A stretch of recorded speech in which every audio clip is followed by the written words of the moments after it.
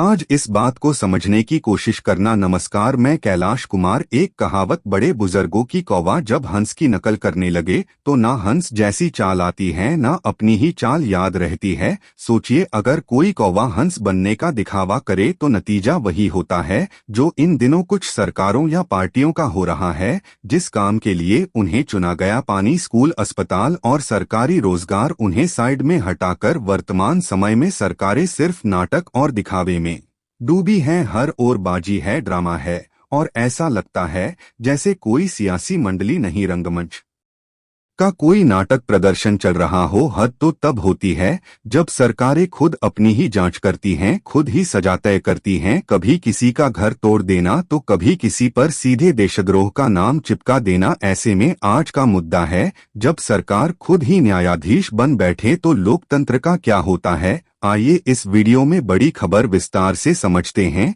लेकिन आगे बढ़ने से पहले वीडियो को एक लाइक दीजिए और नीचे कमेंट करके अपनी राय भी जरूर दीजिए। जब कार्यपालिका अपने आप को न्यायपालिका समझने लगे, अपना ही मुकदमा, अपना ही फैसला और खुद ही सजा देने लगे, तो यह लोकतंत्र नहीं, सत्ता का दंभ होता है। मगर आज जस्टिस B.R. गवाई साहब ने वही किया जो एक ईमानदार जज को करना चाहिए। उन्होंने संविधान की डायरी पलटी और सरकार को उसका असली दायरा याद दिलाया। संविधान किसी एक संस्था की संपत्ति नहीं है। सरकार कानून बना सकती है बिल्कुल, लेकिन वह कानून से ऊपर नहीं हो सकती। ना कोई हुआ सरकार को अधिकार मिले हैं, लेकिन इंसाफ करने का हक केवल न्यायपालिका के पास है। और न्यायपालिका कोई ऐसा मंच नहीं है जिस पर सियासी भाषण दिए जाए। आज की वर्तमान स्थिति यह है कि कौवा फिर से हंस बनने की कोशिश कर रहा है, लेकिन देश की सबसे ऊंची अदालत के सबसे बड़े न्यायाधीश जस्टिस गवई साहब की मौजूदगी ने सत्ता की रफ्तार पर ब्रेक दबा दिया है।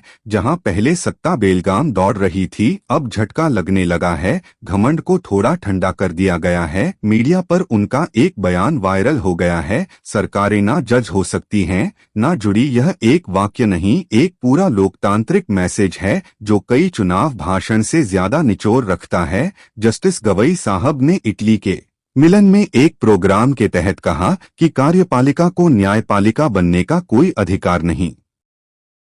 यह बात सही और ठोस है, संविधान की आत्मा से जुड़ी हुई है। आज जब सरकारें खुद जांच पड़ताल कर रही हैं, फैसले सुना रही हैं और ऑन द स्पॉट सजा दे रही हैं, कहते हैं ना कि जैसे किसी बुलडोजर का बटन भी वही दबा रही हो, उस समय देश के मुख्य न्यायाधीश का यह कहना एक चेतावनी की तरह है। यह एक संवैधानिक पाठ है, सत्ता को संविधान के दायरे में रहने की याद कराने वाला वक्तव्य। यह समय ऐसा है जहां अदालत की वार्तालाप करने से पहले लोग 4 बार इधर उधर झांकते और देखते हैं, और घर मकान गिराने से पहले नोटिस नहीं, कैमरे पहुंचते हैं। ऐसे में जस्टिस गवई साहब का यह कहना कि कार्यपालिका न्याय नहीं कर सकती, बुलडोजर के नीचे आ रही न्याय व्यवस्था की आत्मा को फिर से खड़ा करता है। सोचिए, अगर सत्ता ही न्याय करना शुरू कर दे तो फिर अदालतें सिर्फ इमारतें रह जाएंगी। अब सोचिए, अगर फैसले यूनिवर्सिटी से आने लगे तो फिर कानून का मतलब क्या रह जाएगा। वही जिसके पास ताकत और जान है वही इंसाफ देगा,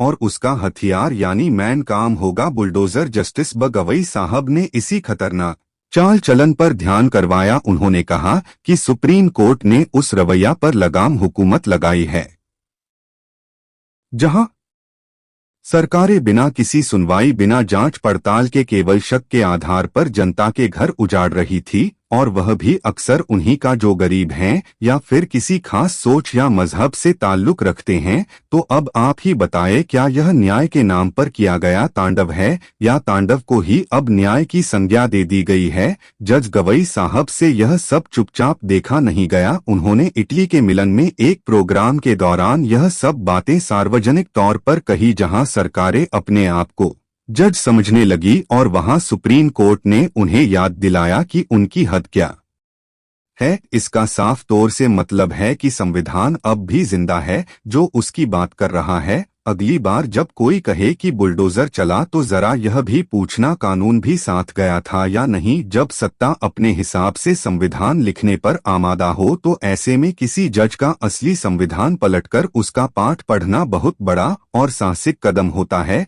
खबर है कि भारत के मुख्य न्यायाधीश जज BR गवई साहब मिलन में हुए एक अंतर्राष्ट्रीय प्रोग्राम में शरीक हुए थे, जिसका विषय था सामाजिक और आर्थिक न्याय में संविधान की अहम भूमिका। ऐसे वक्त में जब सत्ता का चेहरा बुलडोजर के पीछे छिपा हो तो वहां से संविधान की बात उठना अपने आप में एक मजबूत संदेश बन जाता है। जज गवई साहब ने खुलकर कहा, बुलडोजर जज के नाम पर जो अराजकता फैलाई गई थी उस पर सर्वोच्च न्यायालय ने रोकथाम लगा दी है। विचार करने वाली बात यह है कि तांडव जैसा शब्द किसी नेता या पत्रकार ने नहीं बल्कि खुद भारत के मुख्य न्यायाधीश ने इस्तेमाल किया है। उन्होंने संविधान के अनुच्छेद 21 का भी वर्ण किया जो हर आम नागरिक को सम्मान के साथ जीने और आश्रय पाने का हक देता है। इसका सीधे तौर पर मतलब यह हुआ कि सरकारों का इस प्रकार से बुलडोजर चलाना संविधान की आत्मा को रगड़ने जैसा है। उन्होंने स्पष्ट कहा, सरकारें ना तो जज बन सकती हैं ना जूरी। यह कोई मामूली बात नहीं है, क्योंकि अब तक सरकारें अपने आप ही इंसाफ करने लगी थी, बिना कोर्ट की सुनवाई के, बिना अपील के, बिना किसी प्रक्रिया के सीधे कार्रवाई की जा रही थी। जिस फैसले की बात जस्टिस गवई साहब ने किया वह सुप्रीम कोर्ट का एक ऐतिहासिक आदेश है। उन्होंने इशारों में कहा, कभी किसी बाबा का बुलडोजर चलता है, वो कभी किसी नाना या काका का, और कभी असम के किसी बड़े साहब का। सबने जैसे इंसाफ की दुकान खोल के रखी हो और गाड़ियों में बैठे अधिकारी बिना कागजात बिना बताए किसी का आशियाना गिरा देते हैं, किसी की जिंदगी बर्बाद कर देते हैं। इसे बुलडोजर जस्टिस कहा गया, जिसमें कानून तो कहीं था ही नहीं, बस एक खुला मंच था, नाटक जिसे दिखाने के लिए कैमरे वाले पहले से पहुंच जाते थे। लेकिन अब इस पूरे नाटक पर न्यायपालिका ने एक शांत निर्णायक लक्ष्मण रेखा खींच दी है। मुख्य न्यायाधीश जज साहब गवई ने एकदम साफ सुथरे शब्दों में कहा है, सरकारें ना तो जज बन सकती हैं ना फैसले सुनाने वाली जरी। आप किसी का घर मकान सिर्फ इस वजह से नहीं फोड़ सकते कि वह किसी मामले में आरोपी है या वह सरकार की नीतियों के खिलाफ बोलता है। यह जिक्र जितना सीधा है उतना भारी भी है, क्योंकि अब तक सत्ता को खुद को जज मानने की आदत लग चुकी थी और नतीजा यह कि आज आरोपी और अपराधी में फर्क मिटता जा रहा है। आज की कहानी आपको कैसे लगी? चैनल को लाइक और शेयर सब्सक्राइब जरूर करें। बहुत बहुत मेरी भारतीय जनता का आभार व्यक्त करता हूं। धन्यवाद। जय हिंद, जय भारत।